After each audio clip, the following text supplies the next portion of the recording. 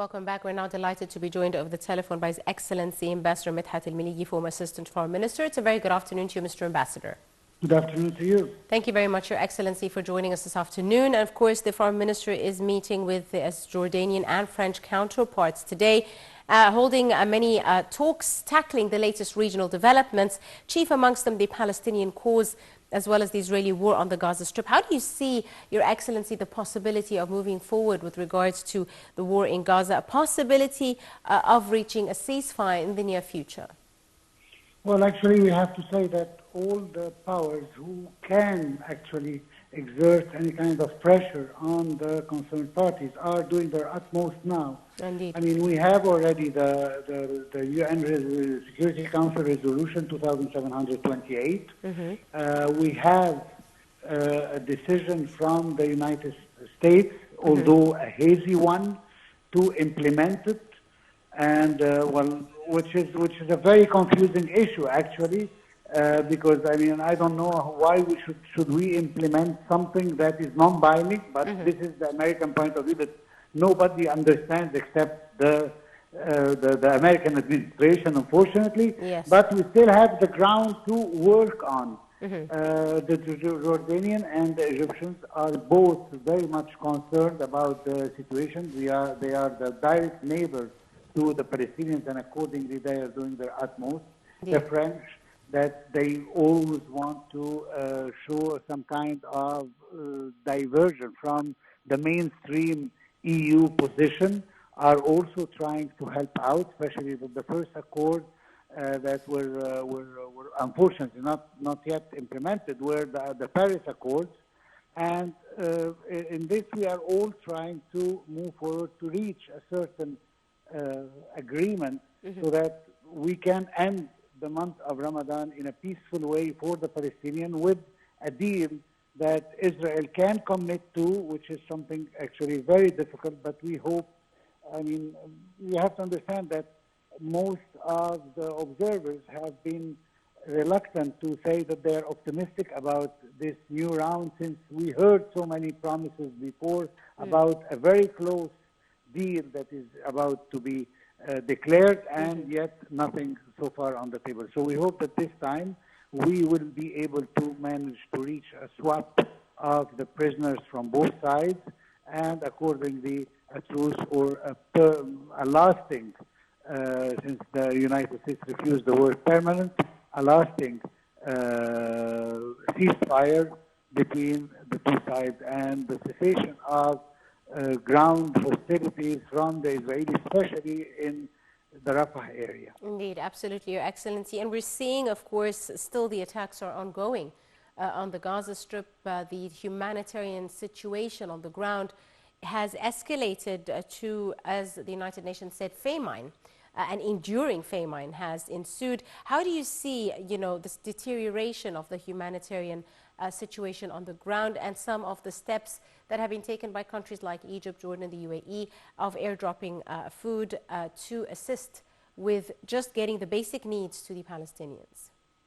Unfortunately, we have to be clear on this, that Israel as an occupation force still has the upper hand on all what can enter from any regular crossing or borders surrounding the Gaza enclave. I mean, whether we are talking about Rafah, of course, the Palestinian side of the Rafah border, or we are talking about any crossing from the Jordanian side or from the Israeli side. Israel is the one controlling them. And since Israel is putting as many obstacles as it could, although claiming the opposite, but since it's putting as many obstacles as it could to ground humanitarian aid entering to Gaza, we are forced to resort to these extreme measures about airdroppings or about sea ports in order to reach the Palestinians. Unfortunately, the amount of food that can be dropped is totally irrelevant and irrelative of the amount that is needed for the Palestinians, who are starving right now and facing a famine situation.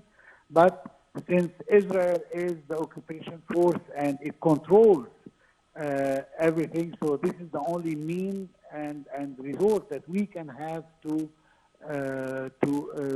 give any kind of humanitarian aid to the Palestinian. Unfortunately, due to the Israeli position that so far has not complied with the humanitarian international law and accept the entrance. I mean, the reports are very clear from various non-biased and international and United Nations organizations. All of them are talking about a genocide that has been taking place to the Palestinians. Actually, you don't need an expert for that. We are all seeing the Palestinians starving, which is a clear situation before the eyes of the whole international community. Mm-hmm. However, Israel is still insisting that it will not ease its grip on the Palestinian civilians until this war is over. And the date of the end of this war is only in the hands of the Israeli government, who insists on continuing this war to secure its place as a government ruling in Israel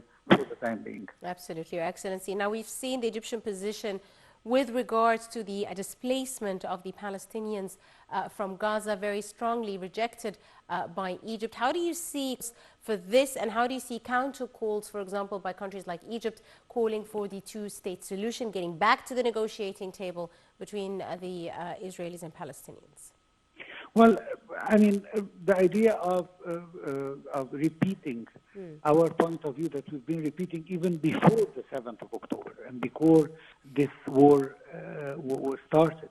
I mean, our position is firm and clear and set by all the officials, starting from the executive officials of the government of Egypt all the way up to the President of the Republic himself. We are talking about a two-state solution in a boundary. Our President was the first one even to talk about a demilitarized Palestinian state before anybody even starts talking about it. And yet Israel, who is not ready for peace, unfortunately, still insists on waging its war and keeping the Palestinian in this open-air prison that is now becoming an enclave, actually. It's not the whole area of Gaza. We are talking just about Rafah, where almost 1.7 million persons are squeezed in this tiny area of their own land, and still they don't want to commit to peace.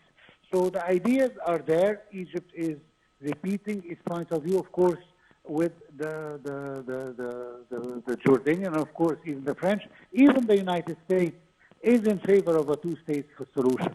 So the only obstacle has to be clear before the eyes of the international community is Israel. It is the only force and the only power who is objecting to the two-state solution and actually doing whatever it takes to prevent this second state, which is the state of the Palestinians, to be erected in any way, in any form. Unfortunately, this is the situation as it is right now, and due to the American year of elections, no candidate is ready, or even the current president, Mr. Biden himself, is ready to lose the votes of the Jewish community and the Jewish lobby in the United States, and accordingly, he does not take. We've just seen, although he's been preaching about the two-state solution and the necessity of not entering Rafah, and yet yesterday there was a new arms deal with new arms and ammunition and airplanes and every piece of equipment that Israel needs to launch and continue its war on the Palestinians is accepted. Indeed. Unfortunately, this is what I meant from the beginning when I said that the United States is giving us mixed messages to the point that we do not understand what do they mean. It's very confusing, starting from a non-binding resolution, but it has to be implemented, starting by the two states, but yet they are giving Israel arms to continue its genocide against the Palestinian people. And those mixed messages are leaving the whole world confused about the real position of the United States, which I believe it is to support Israel unconditionally, no matter what they say. And this Absolutely. is the real problem that we're facing right now. Indeed, Your Excellency. Now, we've seen the latest moves by the International Court of Justice to, tell Israel that it has to implement its ruling as well as allow humanitarian aid to reach the needy people that need it in Palestine, etc.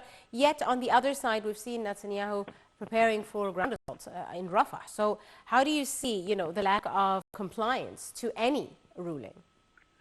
Well, so far we haven't seen any unanimous decision or even a majority decision about stop arming Israel, about boycotting Israel, and about not giving Israel more war tools, as we can call them. And because this is not there, this resolution, this world resolution has to be there.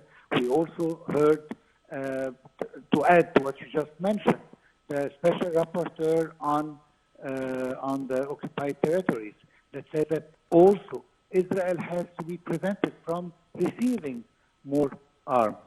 Unfortunately, these theoretic judgments are not implemented simply because the world, and I'm talking here about the world who supplies arms, those countries who are supplying Israel with arms are still giving Israel arms. Of course, there are always excuses. I mean, like the aeroplanes that the United States is going to give them to Israel. This is a deal that we agreed on in 2008, and today only they are going to give it to them, which is actually a kind of ridiculous cause that the Americans are using. And this is the main point. As long as we are giving Israel arms, we cannot ask it to stop its ground operation because they're accomplices. And we have to name things the way they are, which is the United States are giving Israel arms. And accordingly, it is accepting the idea as a fact that they launched their ground operation in Rafah. This is what we have to understand. Even though they claim that they do not accept or they do not approve of the operation.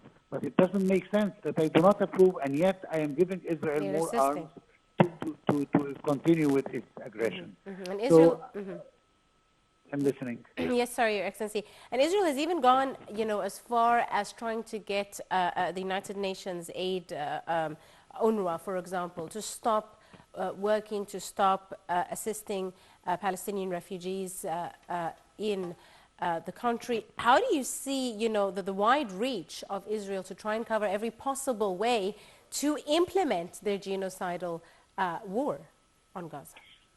Well, the UNRWA, this is a body that was created in order to help the Palestinian refugees to receive all kinds of things that they need as refugees, starting from education, health, all the way up to food and so on. Unfortunately, this body is created because of the Israeli veto, let's say, created only for Israel, only for the Palestinians, I'm sorry. Because actually the Palestinian, like all other refugees, should be dealt with through the United Nations High Commissioner for Refugees, the UNHCR, which is the official organization of the United Nations to treat any refugee case. But yet Israel chose that the Palestinians should not be dealt with through the UNHCR and can they only be dealt with through the UNRWA.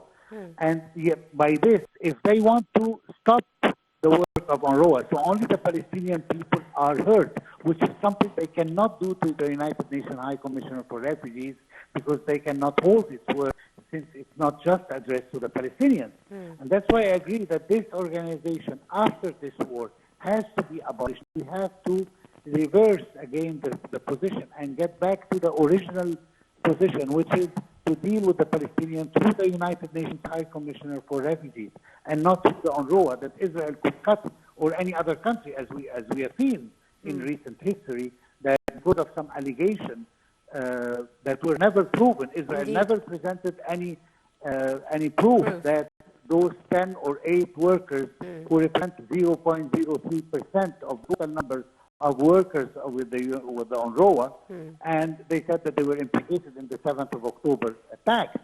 And although they never proved anything, but this was enough for many countries, especially in the West, To and the withdraw. United States and Canada to stop funding this organization. And by that, they are only hurting the Palestinian people. Absolutely. But if they were dealt with the United Nations High Commissioner for Refugees, they will not be able to do that. Having said that, this is the only ground for the time being on the ground that can help to distribute the food to the starving population of Palestine. Absolutely. And they have to remain in position, although over 150 of their staff were killed intentionally by Israel, but this did not provoke anything, which is, by the way, 15 times more the number of accused Palestinians of helping with the 7th of October attack. And yet, this did not provoke in the world community anything as much as it provoked the allegations that were never proven by Israel, which once again proved that the whole world is treating them cause with. Unfortunately, this is the reality. And Egypt to keep on pushing forward to reach a fair and final solution for the Palestinians with the Israeli. And we think, and we were going to fight until the end for a two-state solution. This is the only security that Israel needs, and the only way that the Palestinians can finally breathe and have the right to self-determination. Absolutely right. I'd like to thank you very, very much, Your Excellency Ambassador Medhat Meliegi, former Assistant to Foreign Minister. Thank you so much, sir, for your time and your insight on today's edition of Cairo Local Time. A short break, and we'll be back for more. Do stay tuned.